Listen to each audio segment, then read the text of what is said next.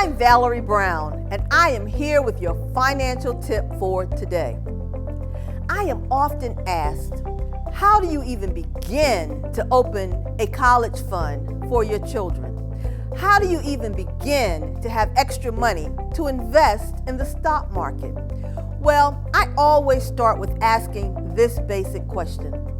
Have you already saved 3 to 6 months of your emergency money in a savings account that you might need to pay your expenses? Well, if you haven't, I always advise, don't start the investing.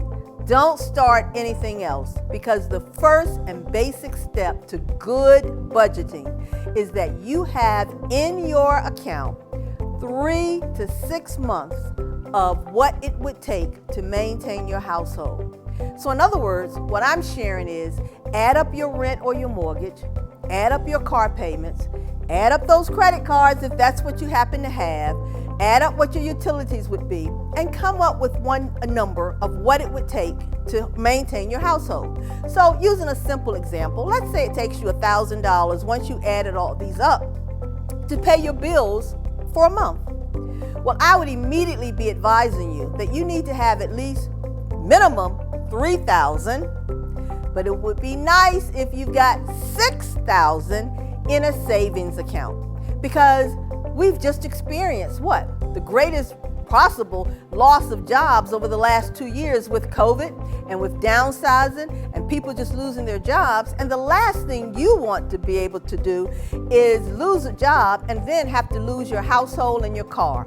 Well, if you have 3 to 6 months of your monthly expenses in a savings account, you would be able to draw down upon those funds to help offset what you might be able to make on the side until you're able to get a new job.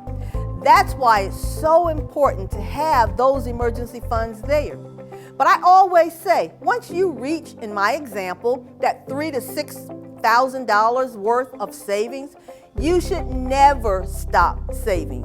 Continue to put that money away, because that extra money now becomes the money that you can open a college fund for your child. You can now invest in the market, because those are funds that you want to really lock away, not think about, not consider them emergency. If something happens, I want to grab them really quickly. That's what you want to do. So the goal and the key, the tip for today is never stop saving. Whatever your goal is, if it's $20 a pay period, continue to put $20 away forever. That's right, forever. Just keep doing it, because you're going to be surprised how your lifestyle is going to increase if you are consistent in your savings, because you'll be able to do more and more and more. But what I would advise you is, if you start at 20, when you get that pay raise, how about taking it to 25? When you get the next pay raise, how about taking it to 30? It's not about big jumps. It's about consistency and time.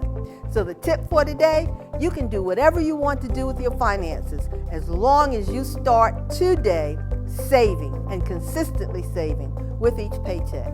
I'm Valerie Brown, and that's your financial tip for today.